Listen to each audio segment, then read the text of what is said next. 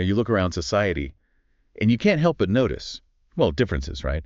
Some people seem to have way more opportunities, some less, and it often feels like certain groups just sort of slot into different places. It's something you see everywhere, isn't it? It absolutely is. And it's this very thing, this layering that humans have grappled with for ages. It's what we're diving into today. Welcome to the Deep Dive.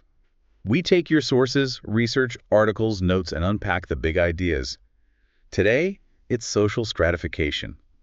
Those invisible, sometimes very visible, hierarchies in every society. Exactly. Our mission here is to really get under the hood of what social stratification means, where it came from, how it plays out, especially thinking about gender and, how people try to move within these systems. We'll also probably challenge a few assumptions along the way. Hopefully, yes. Give you a clearer lens to see things. Okay, let's get started. What is social stratification, fundamentally? Right. So at its core, it's how society takes people, puts them into categories, and then this is key, ranks those categories, creates a hierarchy. But it's not just sorting people, is it? It has to be accepted somehow. Precisely. That's the critical part. The layering has to be seen as, well, socially acceptable within that society. And it tends to stick around, often for generations. Okay, so there are steps involved then. Yeah, you can think of it in 3 stages. First, categorization. Society groups people maybe by occupation or age or family. Like boys and girls or doctors and farmers. Exactly. Then second step, inequality. Some of these categories start getting valued more or get more resources, more power than others. And the third step, the one that really makes it stratification. That's institutionalization. It becomes embedded. It's not just a temporary ranking. It carries on, becomes part of the structure, the norms, the accepted way of doing things. Can you think of any everyday groups that don't become stratification? Maybe because they lack that generational acceptance, like fan clubs or something? That's a good example, yeah. Or maybe temporary work teams, there's grouping, maybe even temporary status differences, but it doesn't usually become this deep, lasting social structure. And this happens everywhere. It's universal. It seems to be, yes, universal. And this is fascinating, the criteria used for ranking. They vary wildly. Caste in one place, race in another, maybe wealth or class somewhere else. What do you see as the main criteria where you are? That's a good question to reflect on. And you mentioned it's not just about individual talent or effort. Right. That's a really crucial distinction. Often the ranking is based on things like which group you belong to, factors you're born with, sometimes even skin color. Yeah. It's about what society values subjectively. Okay, this leads into those sort of ideal types of systems, doesn't it? Yeah. Open versus closed. Exactly. We talk about closed systems first. Yeah. Here, your status is mostly ascribed. You're born into it. Think of the traditional caste system in India, or maybe the estates in pre-revolution France. Nobility, clergy, commoners. And there's very little chance to change your position. Social mobility is really restricted.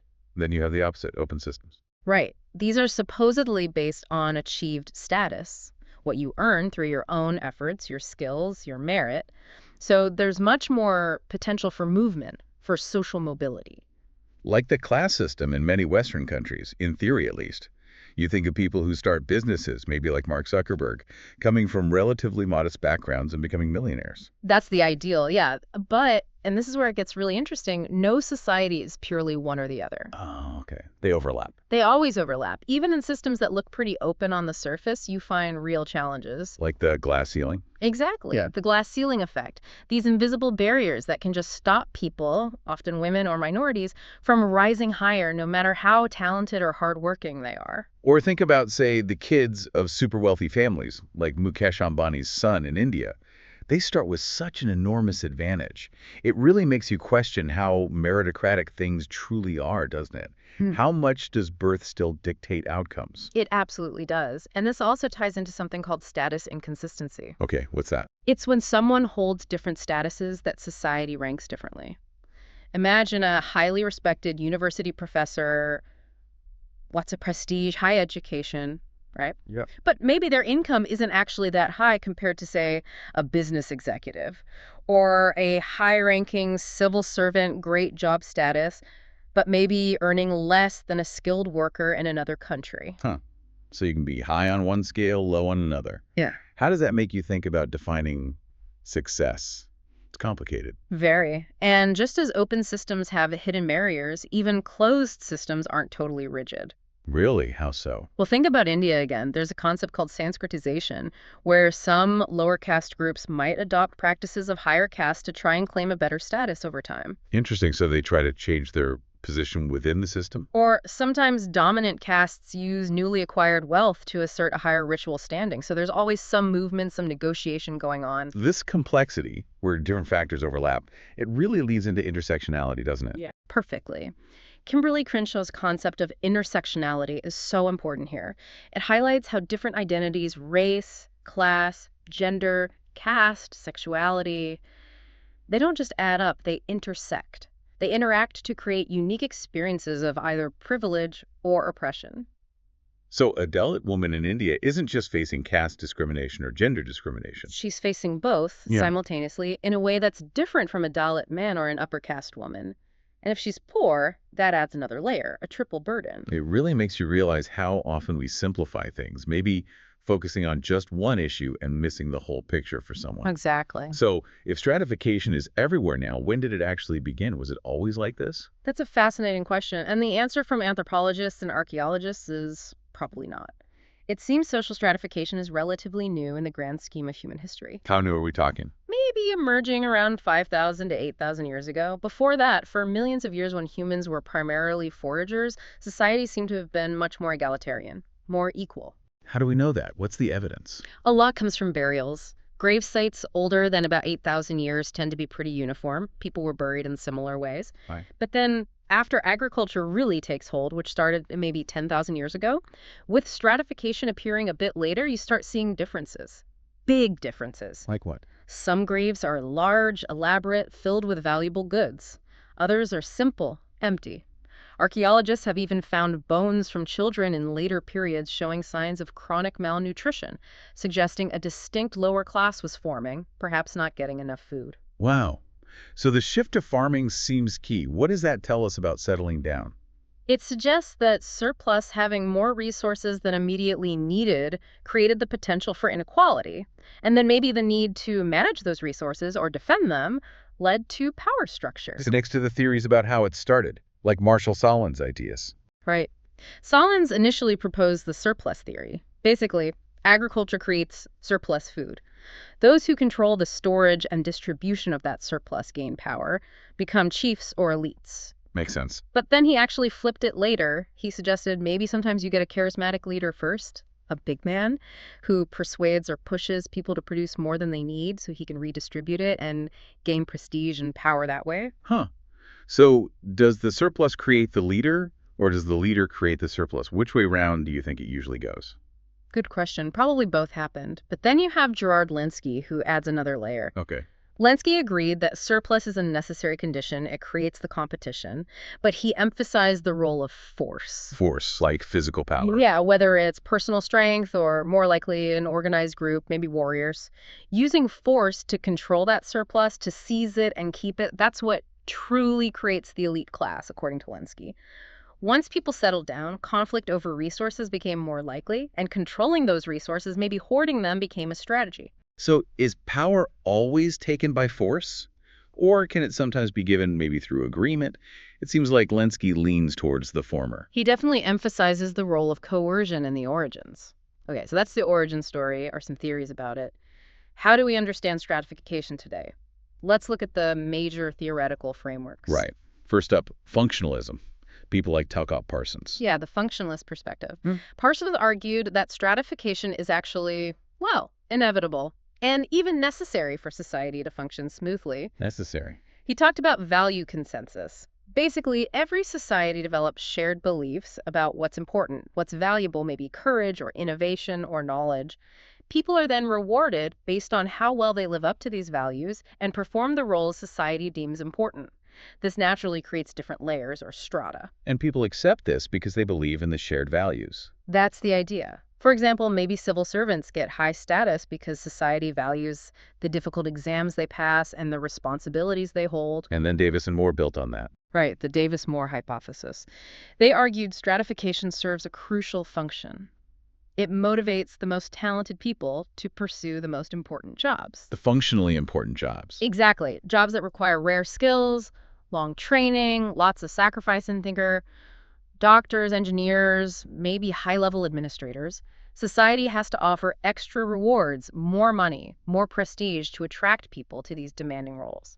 Their classic question was something like, if a top surgeon earned the same as a hospital janitor, would anyone go through all that medical training? Precisely. The inequality ensures the important positions get filled. But this functionalist view has its critics, right?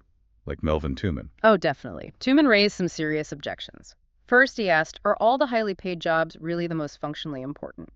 Think about, say, entertainers versus school teachers.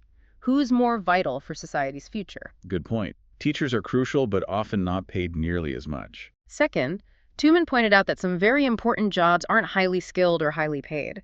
His classic example was garbage collectors. If they go on strike, a city grinds to a halt pretty quickly. Their job is vital, but often devalued. Yeah. And maybe his most powerful critique. Stratification can actually prevent talent from rising. It can be dysfunctional. How so? Think of a brilliant kid born in a poor rural area with limited access to good schools. Do they have the same chance of becoming, say, that top surgeon or engineer as an average kid from a wealthy urban background with access to the best education? Probably not. So the existing layers can actually block the most capable people from reaching those functionally important jobs. Exactly. It can hinder meritocracy, not ensure it. Okay, so if functionalism sees stratification as necessary, what's the opposing view? Marxism. Right, Marxist theory. Okay. Karl Marx saw stratification entirely through an economic lens. For him, it boiled down to one thing, your relationship to the means of production. Factories, land, capital. Exactly. Do you own them, the bourgeoisie, the capitalists, or do you only own your ability to work, the proletariat, the working class? This fundamental division, Marx argued, is the root of all stratification. And unlike the functionalists, he didn't see this as consensual. Not at all. He argued the ruling class uses ideology through religion, media, education to create false consciousness in the workers, making them accept their situation. But he predicted this wouldn't last forever. No, he predicted that eventually workers would develop class consciousness, realize their shared exploitation, unite, and overthrow the capitalist system in a revolution. The goal was a classless communist society. That prediction didn't exactly pan out in most places, did it? Critics like Ralph Dahrendorf pointed this out. Dahrendorf, yeah, among others. They highlighted several reasons why Marx's stark prediction didn't come true. One was class decomposition. Meaning the lines blurred. Yeah. It became harder to neatly divide everyone into just capitalist or worker. Many workers started earning shares, maybe through pension funds or mutual funds. The rise of managers who don't own the company but have significant power, it got more complex. And the middle class grew massively. Exactly. Instead of society polarizing into two warring camps, you often got this diamond shape with a large, diverse middle class acting as a buffer. Plus, the role of the state changed. Welfare states, Social Security. Right. Progressive taxation, unemployment benefits, healthcare systems. These things softened the sharp edges of capitalism that Marx described and blurred the distinctions a bit. So if Marx focused only on economics, who brought in other factors? Max Weber, yes. He agreed economics was important, but argued stratification was more multidimensional. He proposed his famous triad, class, status, and party. Okay, break those down. Classes. Class is your economic position, similar to Marx, based on wealth, income, property ownership, your market situation. Statuses. Status is about social honor, prestige. It might be linked to wealth, but not always. It could come from family name, lifestyle, education, traditional respect. Think of an old aristocratic family that might not have much money left, but still has high social standing. And party. Party refers to political power, your ability to influence decisions, maybe through holding office, being part of an influential group, or lobbying. And these three interact. Crucially, yes, they overlap and influence each other. Weber gave the example of how someone might gain wealth, class, then use that wealth to gain political office, party, and then maybe use that position to enhance their social standing, status, perhaps by becoming patrons of the arts or building community facilities. But they don't always align, right? You could have high status but low class, or high political power but maybe low traditional status. Exactly. Think about someone from a historically marginalized group who achieves high political office, party. They might gain economic benefits, class, but still face prejudice or low social esteem, status, from some parts of society due to their background. It's a much more complex picture than just economics. Which of those three, class, status, or party, do you think carries the most weight today? Hmm, that's tough. It probably varies. Okay, one more perspective. Symbolic interactionism. This is more micro level, right? Yes, symbolic interactionism looks at the small scale, how stratification is created and maintained in our everyday interactions through the meanings we attach to symbols. Symbols like. Language, clothing, gestures, even the way we address people. Think about how you might perceive someone based on whether they're wearing a tailored suit versus work overalls. We use these symbols to signal our identity and read others' positions. And stereotypes play a big role here. A huge role.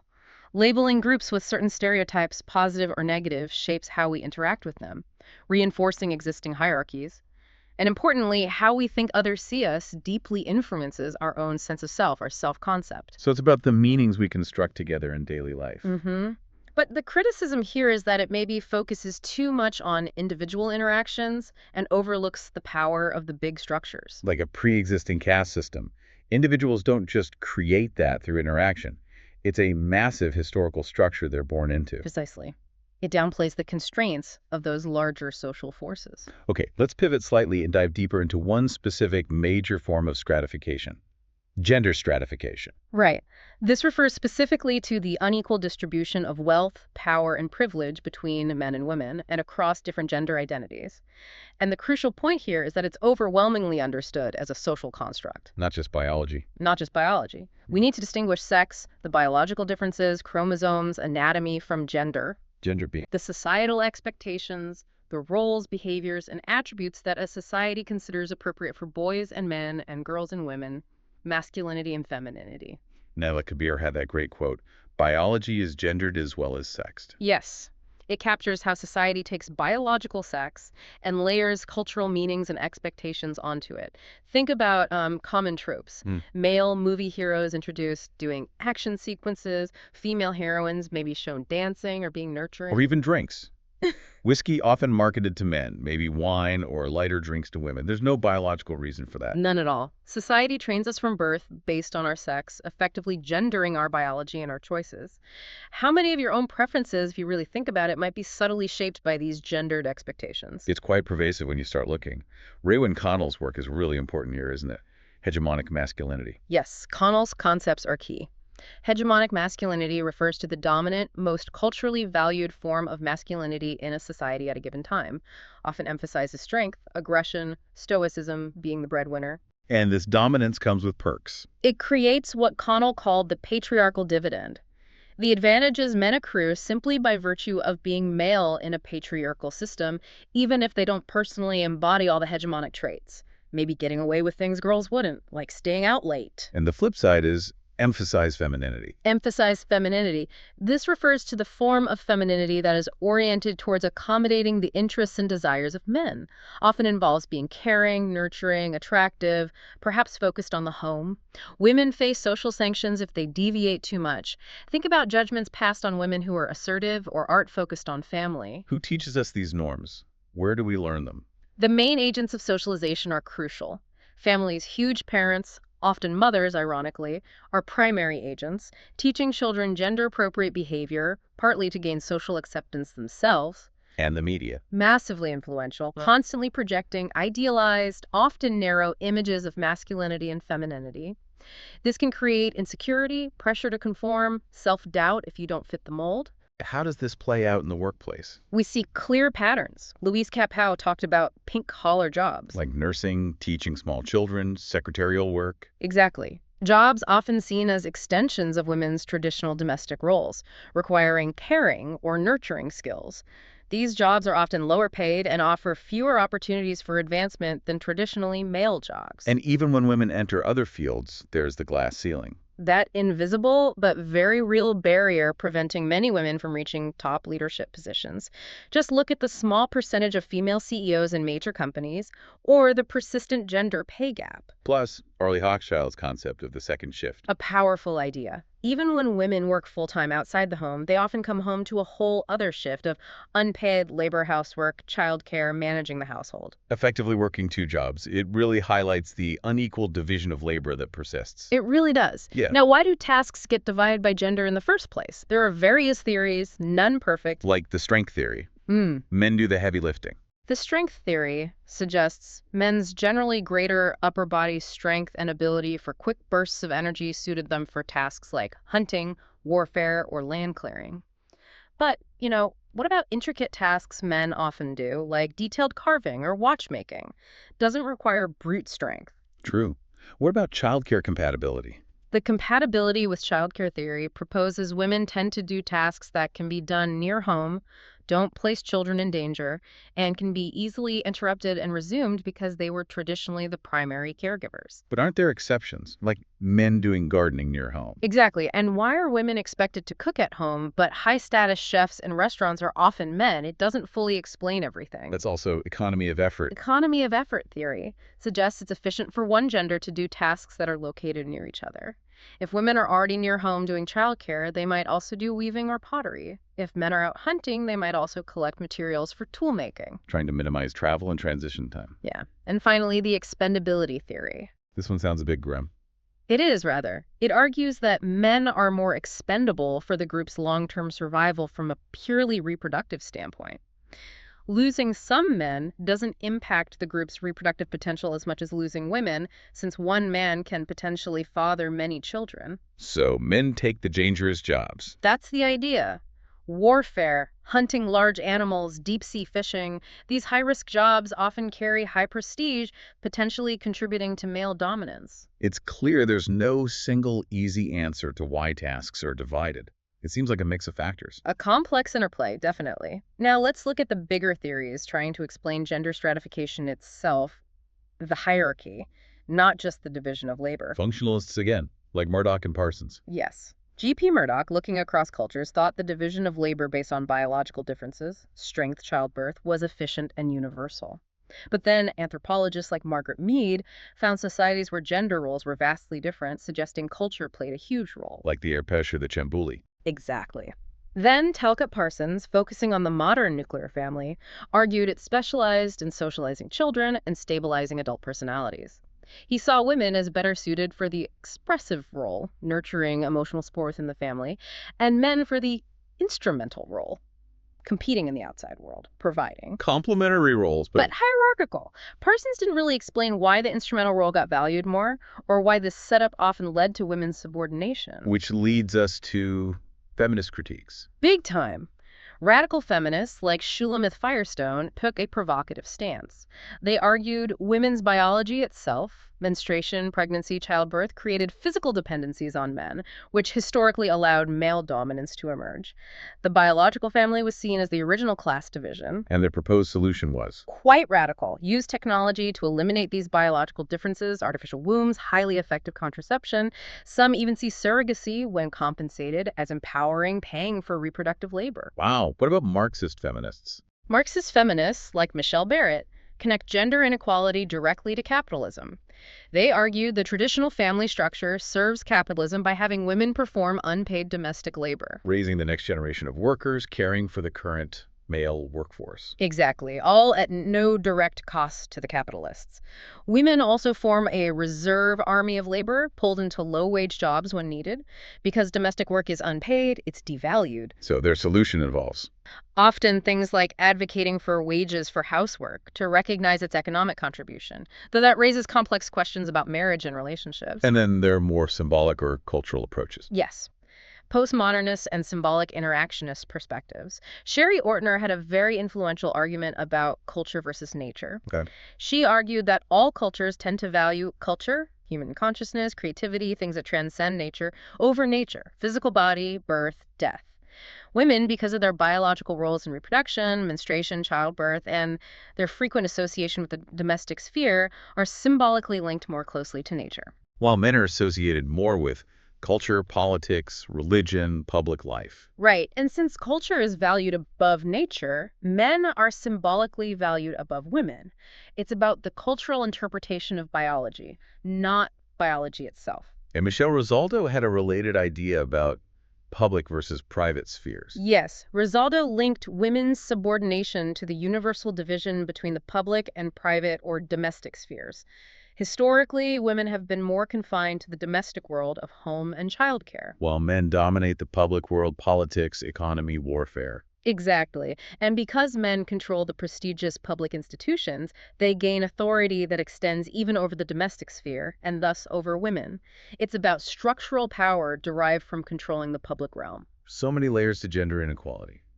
Okay, let's shift gears slightly. How do people actually move within these layers? Let's talk about social mobility. Right. Social mobility is simply the movement of individuals or groups between different positions in the social hierarchy. And it can go sideways or up and down. Exactly. We talk about horizontal mobility, changing your position but staying at roughly the same level, like a farm worker moving to the city to become a factory worker.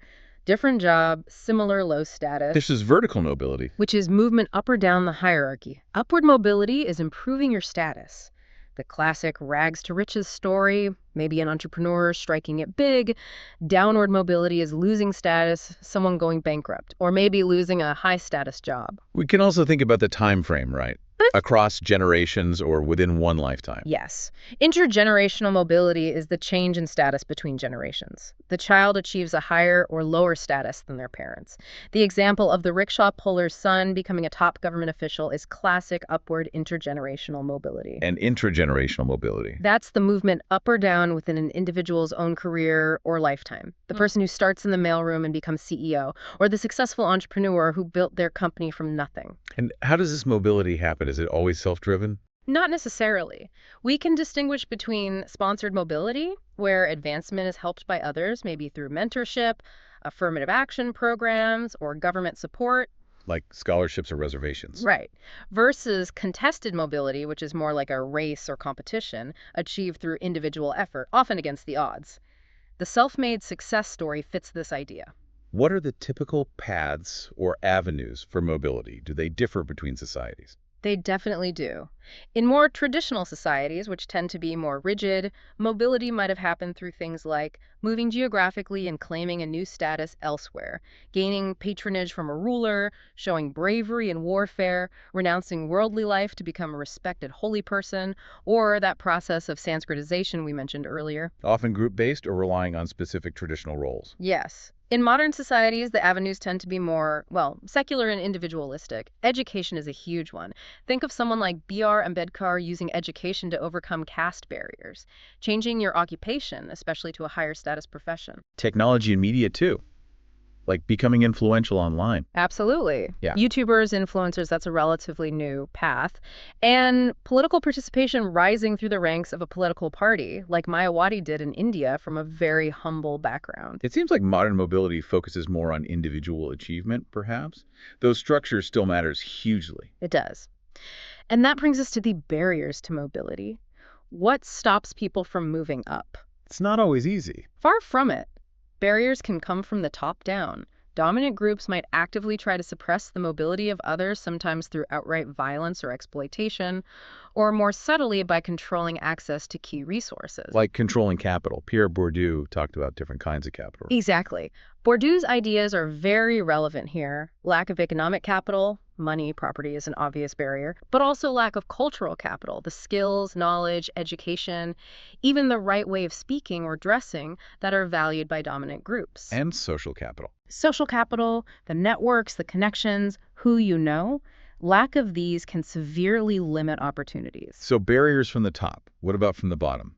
Sometimes sociologists talk about a potential lack of aspiration or motivation among those in lower strata. The idea of a culture of poverty where maybe fatalism or a feeling that upward mobility is impossible, passed down through generations, discourages effort, though this concept is quite controversial. It raises that fundamental question. How much is mobility about individual choice and effort, and how much is it just determined by the system you happen to be born into? A central ongoing debate in sociology. Okay, one final concept to explore. Total institutions. This sounds intense. What did Erving Goffman mean by this? Goffman used the term total institution to describe places where people live and work, cut off from the wider society for a significant period. Think prisons, mental asylums, monasteries, military boot camps. What makes them total? Several things. There's usually no separation between different spheres of life. Sleep, play, work all happen in the same place with the same group of people under the same authority. Life is highly scheduled and regimented, formally administered from the top down. It's an enclosed world. And the goal is often to change the people inside. Yes, The primary goal is often resocialization, to fundamentally change the individual's personality and behavior. Goffman described it as a two-step process. Which are? First, stripping away the individual's existing identity, their sense of self, is systematically mortified, separated from their past life. Think about losing personal possessions, wearing uniforms, having assigned numbers. Breaking down the old self. Exactly. And second, building up a new self, instilling new attitudes and behaviors, usually through a strict system of rules, rewards, and punishments. Goffman also talked about stigma. Right. He noted that emerging from a total institution often leaves the individual with a stigma, a powerful label or social tattoo that marks them as different from normal people. This could be negative, like an ex-convict, or sometimes even positive, like the discipline associated with a military veteran. What kinds of places fit this definition? You mentioned prisons, military camps. Goffman identified 5 main types. Institutions for people seen as harmless and incapable, like orphanages, nursing homes. Institutions for people seen as incapable, but also potentially a threat, even unintentionally, like mental hospitals, maybe quarantine centers. Okay. Third, those protecting the community from perceived dangers, prisons, jails. Fourth, institutions set up for specific work-like or educational tasks, boarding schools, army barracks, work camps, maybe even ships at sea. And fifth. Retreats from the world, often for religious purposes, monasteries, convents, meditation centers. Key features running through all these are That totalistic nature breaking down barriers between life spheres, a process leading to a loss of old identity and often the formation of a new one, creating a sharp break from the outside, and a strict system of rules and privileges. Does this concept still apply today? Are there new forms? It's definitely still relevant. Some people argue that certain intense corporate environments where employees work long hours and maybe even live on campus have elements of total institutions. Think of some tech campuses or company towns like Jamshedpur built by Tata Steel. Or even remote work, blurring the lines between home and office? That's an interesting thought. The home itself becomes the site for work, leisure, family, potentially blurring boundaries in a new way, although lacking the direct top-down administrative control Goffman emphasized. Goffman's view was quite critical, wasn't it? Generally, yes. He focused on the depersonalizing and mortifying aspects. Critics point out he might have downplayed potential positive aspects, like providing safety, structure, or genuine rehabilitation in some cases. Also, the idea of complete isolation is perhaps less true today. Many prisons and boarding schools allow more contact with the outside world than in the past. So maybe they're not always just about control. Could they be spaces for genuine transformation or even providing security? It's a provocative question. Can these intensely structured environments sometimes offer something valuable alongside the control? Wow. Okay, that was a real journey through social stratification. We've covered so much. We really have. From the basic definition, the idea that it's relatively recent, through those major theories, functionalism, Marxism, Weber's triad, symbolic interactionism. Then the deep dive into gender stratification, its complexities and theories. And finally, looking at social mobility and the unique world of total institutions. And understanding all this, it's not just academic, is it? It really does equip you to see the world differently, to notice the invisible structures shaping interactions, opportunities, even your own life experiences. Absolutely. Every conversation, every news report, every challenge someone faces, you can start to see the connections to these concepts of class, status, power, gender, mobility. So maybe the thought to leave with is this. As you go about your week, try to actively observe. Where do you see these layers of stratification in action? Which roles or groups seem to be valued more or less? And looking forward, how do you think these layers might shift? With technology, globalization, changing social values, and maybe even what role might you play, however small, in shaping that future? Keep asking questions. Keep digging deeper.